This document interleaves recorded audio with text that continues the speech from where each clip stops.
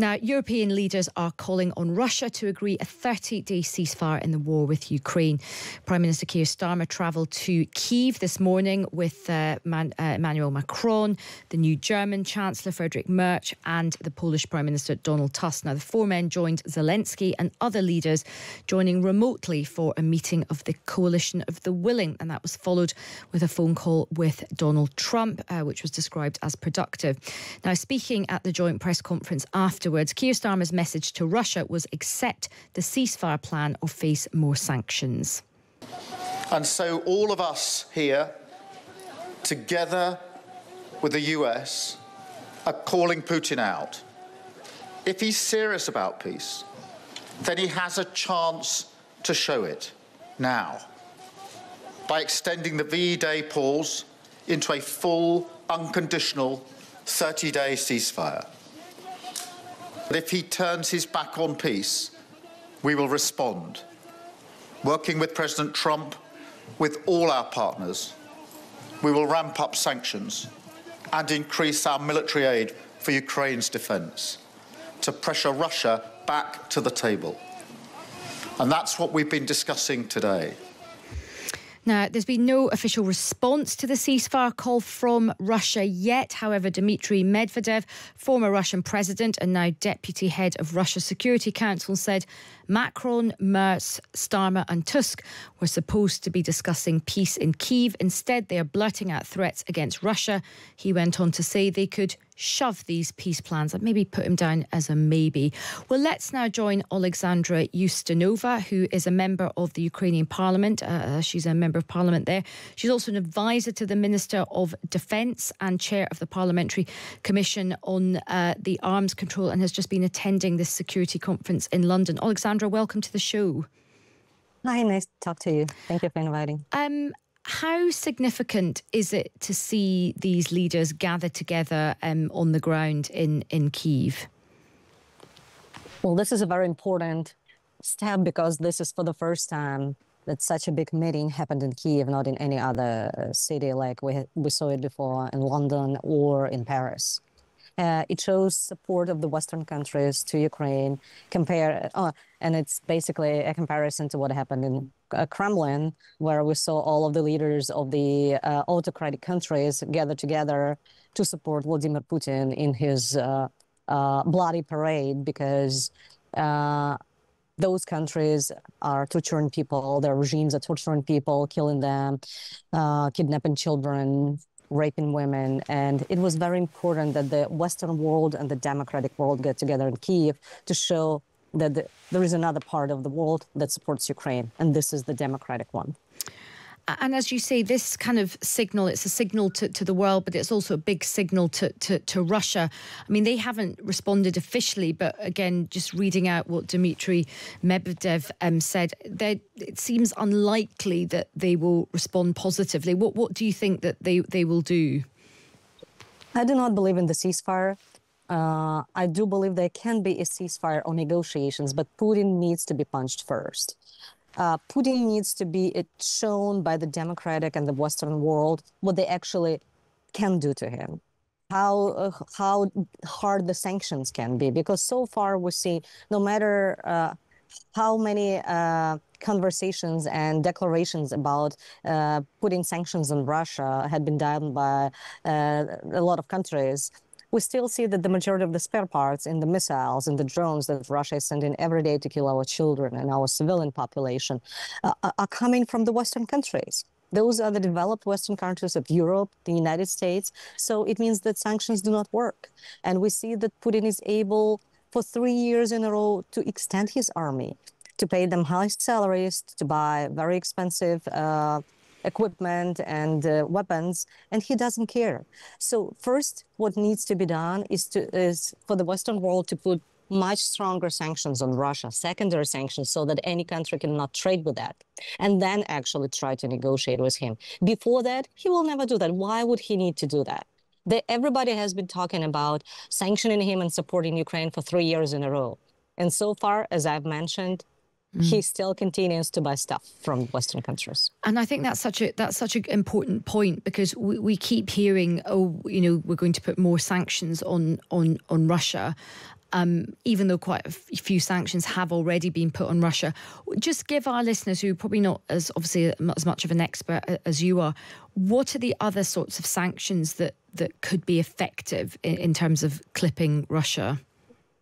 So first of all, we need to introduce secondary sanctions, meaning that any country trading with Russia will face penalties. This is what happened for Iran. That's what has been done for the North Korea. The United States can easily do that, designating Russia as a state sponsor of terrorism. And there is a really great bill that has been recently registered in Senate that says that any country that is still trading with Russia will face 500% fees. As long as I'm hearing, they are ready to pass that bill, but they are still lacking support among the key European allies. If we talk about the Baltics, about the North, and about the countries like Poland, they do support that. But as long as I see, and what I've been hearing from our American colleagues, is that not a lot of the European countries are ready to actually introduce the secondary sanctions. Unless this is done, he will still continue to trade with countries like India, selling oil to them and making tons of money to support his own country. So unfortunately, we need to make the choice. And the countries who are still hesitant whether they should be doing that or not have to make the decision if they want to protect our civilian population and children from the missiles going every night to their house. And of course, from what you're saying, America could be a key sort of linchpin in all of this. We've just been discussing how America brokered a surprise ceasefire between India and Pakistan. America and India have a very close relationship. Is this something that, you would like Donald Trump to do? I mean, he's been very happy to put tariffs on lots of other countries. Should he put sanctions on countries doing any sort of business with Russia? As long as I understand, President Trump is ready to do that, and the bill was registered by his party because it was registered by one of his closest allies, Senator Lindsey Graham, shows that there is a political will behind it. But the United States had always been aligning their sanctions with the Europeans, because otherwise it's not going to work. It will never work if one country imposes sanctions and the other doesn't, because basically it means that one country is just going to make a double and the other is going to be paying for that. So unless there is a common understanding among the European countries, among our other allies like Japan, like Canada, like Australia, everyone who has been helping us, that these sanctions need to be introduced, unfortunately, the United States will never do that. And look, in terms of a ceasefire, I mean, just picking up on what you said earlier, I mean, you obviously say that, you've got to sort of hurt Russia before you get to the ceasefire. Are you saying that you then don't think any ceasefire would be welcome at this stage? I don't believe Putin will ever go for the ceasefire, because we've already seen the so-called energy ceasefire.